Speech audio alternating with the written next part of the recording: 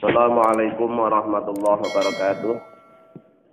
Bismillah, alhamdulillah, assalatu wassalamu ala rasulillah Sayyidina wa maulana Muhammad ibn Abdillah la nabiyya ba'dah wa ala alihi wa man tabi'ah minad dunya ilal qiyamah. La haula wa la quwata illa billah ma ba'du. Bismillahirrahmanirrahim. Tsumma aqulu ba'da hadhil jumlati. Setelah Imam Ghazali menjelaskan renungan-renungan untuk menghindarkan diri dari sifat riya dan ujub, maka berikutnya beliau berkata, Tayaqqat, sadarlah kalian, min raqdatika, dari tidur panjangmu, ayyuhar rajulu, wahai para laki-laki. Imam Ghazali mengingatkan kepada kita, orang-orang yang sedang ibadah menuju Allah, hendaknya senantiasa waspada, bangun dari kelalaian, sadar dari tidur. Ketika seseorang lalai adanya bahaya riya dan ujub, lupa dengan adanya bahaya riya dan ujub, maka oleh Imam Ghazali digambarkan seperti orang yang sedang tidur. Maka harus segera bangun, segera sadar. Ingat, amal ibadahmu itu bisa terhapus gara-gara riya dan ujub. Maka bangunlah, wahai laki-laki, min hadhil aqabati, fi hadhil aqabati, dalam menapaki jalan ini, maksudnya jalan yang bila kita tidak hati-hati, maka kita akan gagal melewati jalan ini, yaitu jalan memelihara amal dari hal-hal yang merusak. Wa illa, kalau kalian tidak sadar, tidak bangun dari tidur kalian, kunta, maka jadilah kalian minal khasirina, termasuk orang-orang yang rugi. Walaupun sudah puluhan tahun kalian ibadah, tapi kalau kalian tidak sadar dengan bahayanya riya dan ujub, maka rugilah kalian. Karena amal ibadah kalian itu akan sia-sia gara-gara riya atau ujub. Wa inna hadhil aqabata, maka sesungguhnya tanjakan ini, yaitu tanjakan memelihara amal dari hal yang merusak, itu asadu, lebih berat, wa asyaku, dan lebih sulit, wa amaru, dan lebih pahit, wa adharu aqabatin, dan yang paling bahaya akibatnya. Jadi beramal itu memang sulit, tapi ada yang lebih sulit dari beramal, yaitu menjaga amal. Jadi beramal itu berat, tapi ada yang lebih berat daripada beramal, yaitu menjaga amal. Karena amal ibadahmu yang sudah kalian lakukan puluhan tahun atau seumur hidup, itu bisa saja menjadi sia-sia gara-gara kita tidak bisa menjaganya dari hal-hal yang merusak, yaitu riya dan ujub. Ya. Maka berat sekali, sulit sekali, dan sangat berbahaya. Istiqbalatka, yang mau tidak mau kalian akan menghadapi atau melewati jalan ini, fi hadhihi thariqi, dalam jalan ini. Jadi semua orang yang beramal soleh, semua orang yang ibadah pasti diuji. Nah, apakah setelah ibadah itu tetap ikhlas, atau kemudian timbul riya, atau bahkan ujub. Walaupun dia sudah berhasil beramal soleh, tapi kalau kemudian timbul riya atau ujub, maka amal solehnya akan terhapus, akan menjadi sia-sia. Id ilaiha, karena kepadanya tantahi akan bermuara apa samrotu kulima madha minal aqobati. Karena semua tanjakan orang dalam ibadah, mulai tanjakan ke-1 sampai ke-4, itu semuanya muaranya nanti di tanjakan yang kelima ini. Yaitu apakah setelah dia beramal soleh itu tetap ikhlas atau kemudian timbul riya. Tetap ikhlas, apakah kemudian timbul ujub. Kalau dia tetap ikhlas, maka berarti lulus. Bisa diterima oleh Allah amal solehnya. Tapi kalau kemudian setelah beramal soleh timbul sifat ujub atau riya, maka gagallah dia dalam beramal. Ya, tidak ada nilainya, akan terhapus semua. Maka tanjakan memelihara amal soleh ini termasuk tanjakan yang paling sulit. Dan pasti harus kita lewati. Di salah satu ujiannya kita harus melewati pos ini. Aqobah yang kelima, apakah setelah kita bisa beramal soleh, itu tetap bisa menjaga, atau justru kita terlena dengan sifat ujub kita atau riak kita. Fa'in salimta, jika kalian telah selamat dari riak dan ujub, ghanimta, maka engkau akan mendapatkan warobihta, dan engkau akan beruntung. Ya. Kalau kalian sudah lulus, bisa selamat dari riak dan ujub, baru ada harapan amal solehmu itu diterima oleh Allah, kemudian oleh Allah diberikan imbalan. Tapi kalau tidak lulus, setelah beramal soleh timbul riak atau ujub, maka gagallah semuanya. Wa in kana fil ukhra, jika yang terjadi itu sebaliknya, artinya tidak lulus menghadapi ujian riak dan ujub, faqad doa, maka sungguh akan sia-sia pasak yu usaha kulluhu semuanya. Di semua amal soleh kita sejak kita balik sampai sekarang sudah umur hampir 70 tahun, itu menjadi sia-sia gara-gara setelah beramal soleh kemudian dalam hati kita muncul sifat riya atau ujub. Nah, wa khaba, dan akan rugi apal amalu harapan. Jadi amal solehnya sudah tidak bisa diharapkan sama sekali. Kenapa? Karena memang tidak ada nilainya, sudah terhapus gara-gara muncul sifat ujub atau riya. Wa batola, dan telah batal apa al umur kita, ya, yang sudah kita habiskan selama ini itu ternyata tidak ada nilainya sama sekali. Kenapa? Karena ujung dari amal soleh kita cuma ujub. Nah, ujub dan riya itu datangnya dari nafsu. Maka bolak balik musuh kita yang paling berat itu adalah nafsu kita sendiri. Jadi kalau kita habis amal soleh terus kemudian bangga dengan amal solehnya, berarti kita telah beramal soleh karena nuruti nafsu. Summa sa'nu quluhu annahu qad ijtama'a fi hadil aqobati hahuna salah satu umurin. Kemudian hal terpenting yang harus kita perhatikan berkaitan dengan bahayanya riak dan ujub itu ada pada 3 hal. Ya. Al-awalu, yang pertama, minha, dari 3 hal tadi adalah anal amro, bahwa sesungguhnya memelihara amal dari riak dan ujub itu adalah daqiqun jidan, termasuk perkara yang sangat lembut sekali. Ya, barangkali pada pengajian yang lalu sudah pernah saya sampaikan bahwa lembutnya riak dan ujub itu seperti halnya seekor semut hitam di atas batu hitam di malam yang gelap gulita.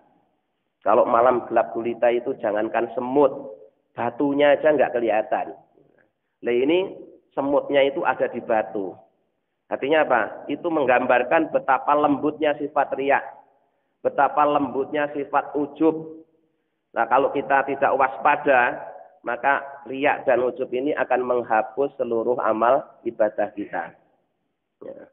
Wal ghubna syadidun, dan kerugian yang sangat besar.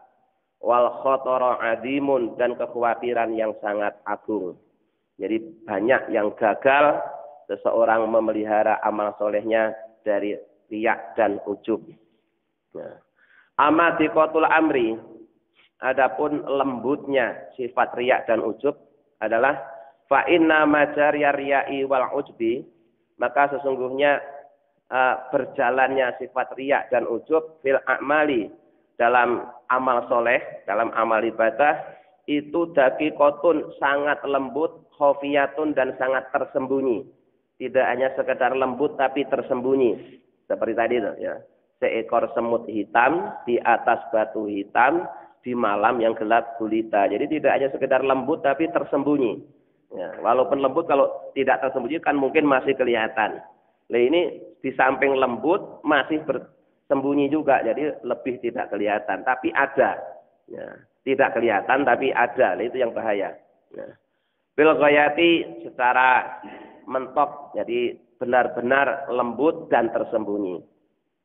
Fala yakatu, maka hampir saja fala yakatu yatanabahu, maka hampir saja tidak sadar lidzalika, pada bahayanya riya dan ujub, illa qulu nihririn, kecuali orang-orang yang benar-benar alim lahir dan batin. Jadi kata Imam Ghazali, seorang ahli ibadah yang bisa selamat dari riya dan ujub itu hanya orang-orang yang benar-benar alim, alim secara syariat maupun alim secara hakikat. Kalau hanya alim secara syariat, masih banyak yang gagal. Ya, masih banyak yang gagal mempertahankan amal solehnya.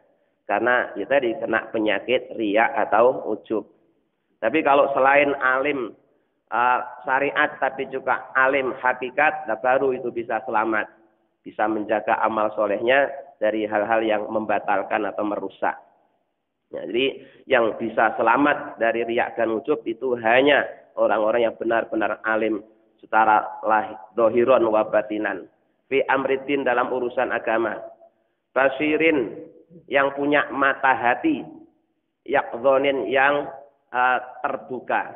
Jadi yang mata hatinya melek. Yang dalam kajian kitab Al-Hikam sudah kita bacakan bahwa berkaitan dengan mata hati seseorang itu ada 5 tingkatan. Ada yang buta, ada yang melek tapi masih kabur, ya. Ada yang sudah bisa ngelihat tapi silau, ada yang bisa ngelihat dengan terang benderang, itu macam-macam. Nah, umumnya itu kalau tidak buta ya kabur umumnya itu. Jadi rata-rata kita ini mata hatinya masih rabun. Ya, walaupun tidak sampai tingkatan buta, tapi ketika ngelihat itu belum begitu jelas. Kenapa? Karena masih tertutup oleh nafsu kita, tertutup oleh bayangan-bayangan dunia yang sudah terlanjur menempel dalam mata hati kita. Nah, kalau mata hati kita masih seperti itu, dikhawatirkan tidak akan selamat dari penyakit riya dan ujub. Mutaharizin yang senantiasa waspada. Jadi yang punya mata hati, yang mata hatinya sudah melek dan selalu waspada dari bahaya riya dan ujub, hanya itulah yang bisa selamat. Nah. Wa anna yattali'u 'alail jahilu la'ubu wal ghafilu naumun. Lalu bagaimana dengan nasibnya orang-orang yang bodoh, yang hanya senang bermain-main dan lalai serta tidur. Nah. Kalau yang selamat hanya mereka yang sadar, ya, yang mata hatinya terbuka, berarti yang tidak sadar, yang sedang tidur, ya pasti dia tidak akan bisa selamat dari bahaya riya dan ujub. Walaupun sami itu dan sungguh aku pernah mendengar, kata Imam Ghazali, ba'da ulama ina tentang kisah sebagian dari guru-guru kita. Di Naisaburo, di kota Naisabur. Jadi Imam Ghazali pernah mendengar cerita yang dialami oleh seorang yang ada di kota Naisabur. Yahki yang menceritakan, Ana Ato As-Salami, sesungguhnya seseorang yang bernama Ato As-Salami, rahmatullahi alaihi wa ridwanuhu. Nah saja dia menenun. Dia ada seorang ahli ibadah yang namanya Ato. Sekaligus dia punya pekerjaan menenun kain. Ya. Nah saja sauban menenun kain. Fa'ahkamahu, maka dia berusaha menenun itu dengan serapi-rapinya.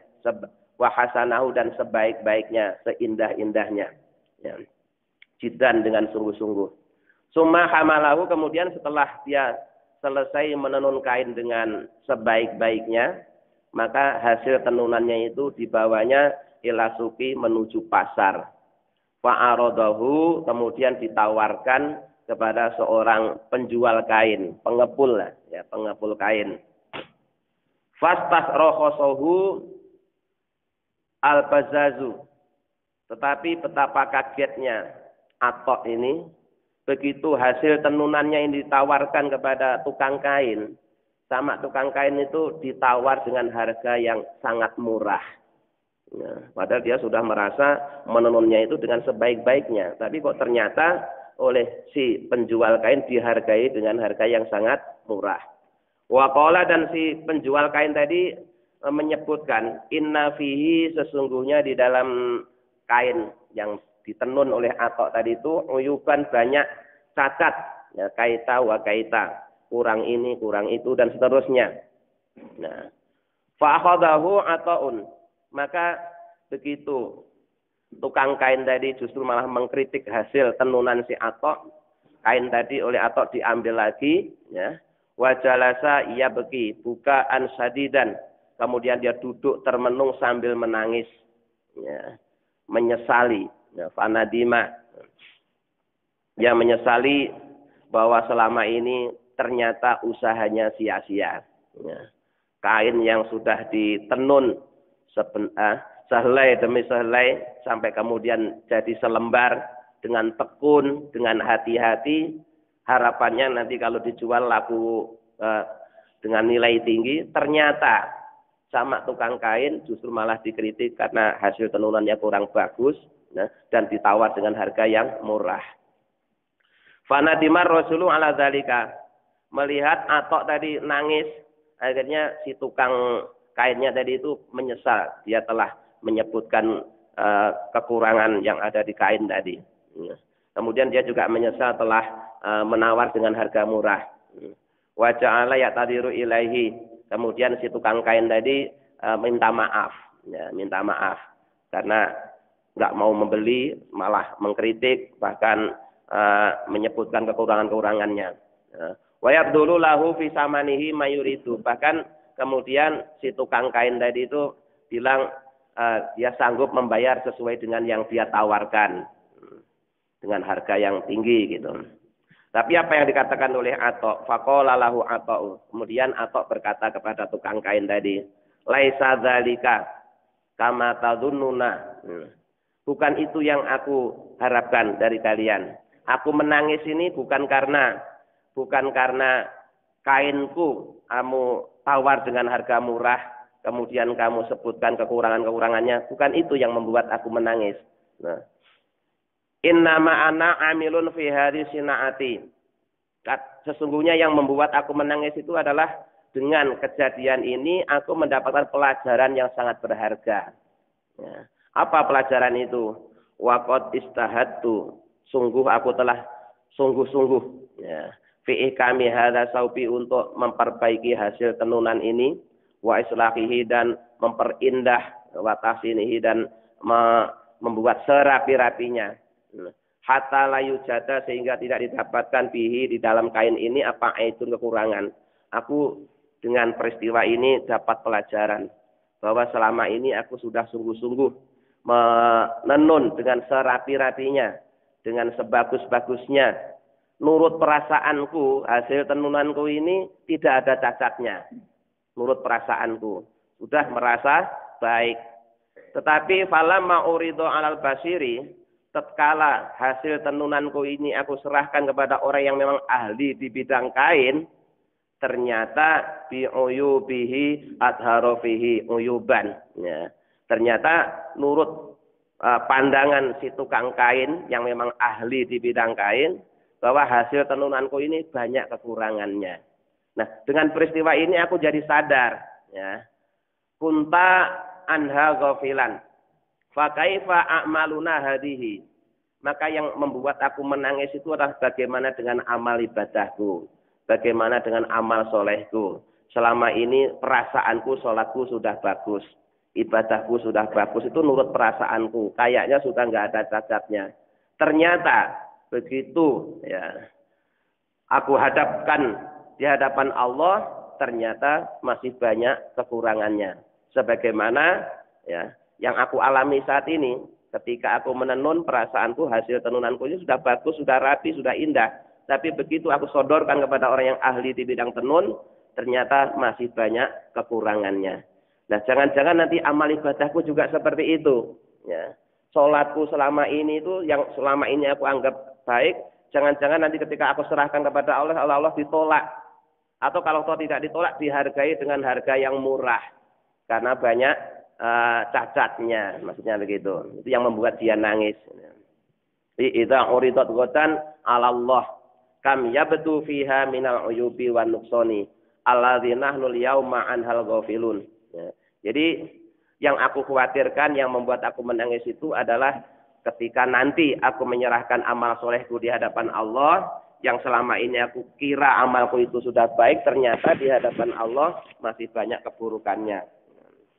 Ini pelajaran pertama yang bisa dipetik dari kisah Atok, ya, seorang tukang tenun yang merasa hasil tenunannya sudah bagus, tapi begitu diserahkan kepada orang yang ahli di bidang tenun ternyata masih dianggap jelek. Nah, ibadah kita juga begitu. Jangan-jangan ibadah kita yang selama ini kita anggap sudah bagus, begitu nanti kita serahkan kepada Allah, oleh Allah masih dianggap jelek. Itu yang membuat dia menangis.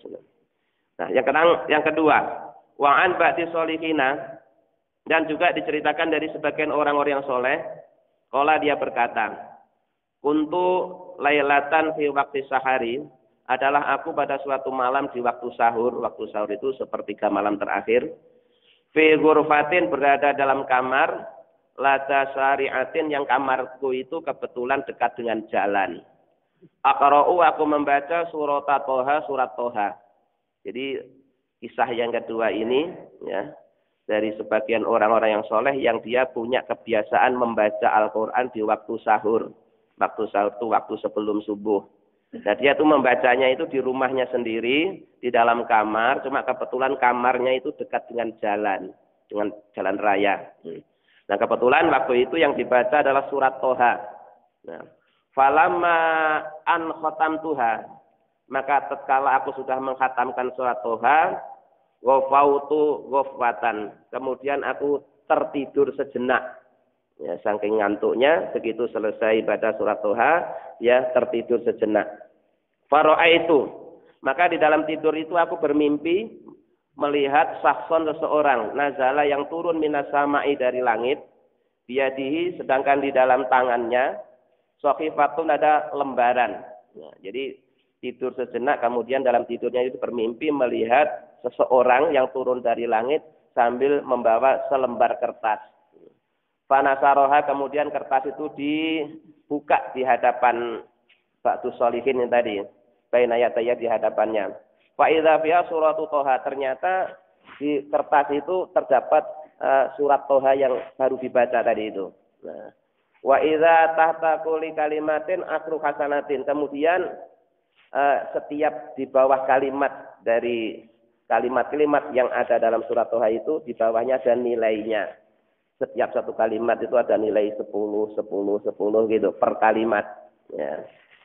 Musbatin, yang telah ditetapkan. Illa kalimatan wahidatan, kecuali ada satu kalimat yang kosong. Ya. Jadi mulai dari Toha itu ada nilainya 10. Kok ini ada satu kata yang di bawah itu tidak ada nilainya.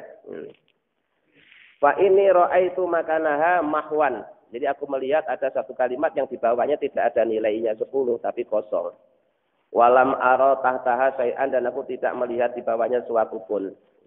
Fakultu, maka aku berkata, wallahi, demi Allah, laqad qara'tu hadhil kalimata, sungguh aku sudah membaca kalimat ini. Tadinya dia menduga, jangan-jangan ini tadi satu kalimat ini enggak kebaca atau kelompat. Tapi saya yakin kayaknya ayat ini atau kalimat ini tadi saya baca. Jadi wala aro laha sawaban, tapi aku kok tidak melihat nilainya di bawahnya. Wala aroha usbitat, dan tidak ada tanda tangannya, tanda bahwa dia telah lulus gitu. Jadi yang lain itu setiap di bawah kalimatnya itu ada nilainya atau ditanda tangani gitu. Ini kok ada satu kalimat yang enggak ada nilainya dan juga tidak ada tanda tangannya. Faqala sasu, kemudian berkatalah orang yang datang dari langit tadi itu dalam mimpi ini, dia mengatakan begini, sodakta, benar engkau telah membaca, qad qara'taha, sungguh engkau telah membacanya. Wa katabnaha, dan sesungguhnya aku juga sudah menulisnya. Ya, sebenarnya memang ayat ini atau kalimat ini tadi kalian baca dan juga sudah aku beri nilai sama dengan yang lain. Setiap satu kalimat aku kasih nilai 10, kemudian aku tanda tangani. Sebenarnya sudah seperti itu tadi itu. Illa anna sami'na munadiyan yunadi. Tetapi setelah aku menulis ini ya, tiba-tiba aku mendengar suara, kata orang tadi itu. Min kibalil arsy, dari bawah ars, umhuha, hapuslah nilainya. Wa asqitu, dan gugurkanlah sawabaha, pahalanya. Famahaunaha, kemudian aku hapus. Jadi tadinya itu sebenarnya di bawah kalimat ini sudah aku kasih nilai, sudah aku tanda tangani, sudah aku tetapkan. Tapi tiba-tiba ada suara dari aras yang meminta kepada saya supaya nilai itu dihapus. Terus kemudian orang yang baca Quran tadi bertanya, berkata ya, fabakai itu. Kemudian aku menangis fi manami dalam tidurku. Wa qultu, dan aku bertanya, lima fa'altum dzalika, mengapa yang satu kalimat ini kok pahalanya dihapus? Kemudian seseorang yang turun dari langit tadi memberikan kabar, marra rajulun farafa'ta biha sautaka. Yang menyebabkan satu kalimat ini pahalanya dihapus adalah ketika kalian pas membaca ayat ini atau kalimat ini, kebetulan di samping rumahmu pas ada orang lewat. Nah, karena ada orang lewat, kemudian kamu baca Qur'annya, kamu keraskan. Li ajrihi, karena supaya didengar sama orang yang lewat itu. Fadhahaba sawabuha. Maka gara-gara seperti itu, kemudian pahalanya jadi hilang. Ini betapa lembutnya, betapa bahayanya sifat riya. Jadi ceritanya secara ringkas ya. Tadi seseorang yang membaca Al-Qur'an surah Toha sebelum subuh. Bacanya di dalam kamar, kamarnya dekat jalan. Pas kebetulan satu kalimat ada orang lewat. Itu bacanya terus dikerasin. Kalau tadinya mungkin bacaannya itu dibaca pelan, nggak sampai kedengaran. Nah, ini karena ada orang lewat terus bacanya itu agak dikerasin gitu. Nah, dengan maksud supaya orang yang lewat itu tahu kalau dia sedang membaca Al-Qur'an. Nah, itu sebenarnya hanya terjadi sekejap. Hanya satu kata. Kalau satu kata itu kan nggak ada satu detik bacanya ya. Itu saja ternyata hasilnya nilainya dihapus oleh Allah. Loh, kalau riyaknya dari awal membaca sampai akhir juga nggak ada nilainya sama sekali, dihapus semua. Ini tadi cuma satu kata aja sudah dihapusnya. Cuma yang dihapus cuma satu kata, yang lainnya tetap ada nilainya. Ya, karena yang lainnya tadi ikhlas, yang satu kata ini kecampuran riya. Itulah harus kalian betapa lembutnya sifat riya. Maka dari itu, ya, jangan kemudian setelah mendengar keterangan ini terus takut beramal. Kalau begitu mendingan nggak usah beramal aja, ya malah rugi. Ya. Kita tetap harus beramal, tapi tetap sambil belajar ikhlas. Ya, jadi ikhlas itu nggak bisa seketika, harus perlu perjuangan. Ya, jatuh bangun. Kita berjalan menuju Allah itu jatuh bangun. Kadang ikhlas, kadang enggak, kadang ikhlas, kadang enggak, kadang kusuk, kadang enggak, begitu. Tapi terus berjalan. Jangan menyerah. Karena daripada enggak ikhlas, mendingan enggak beramal. Yang enggak beramal nanti sama dengan orang yang tidak bercocok tanam. Nanti ngelihat temannya panen, kita enggak nanam apa-apa, akhirnya juga enggak panen. Makanya, walaupun kita masih jatuh bangun, harus tetap jalan. Ya. Walaupun kita belum bisa 100% ikhlas, ya tetap harus berjalan, harus tetap beramal. Ya mudah-mudahan kalau toh nggak bisa 100%, masih ada 90%, 80%, 70% kan masih lumayan daripada kita tidak beramal sama sekali.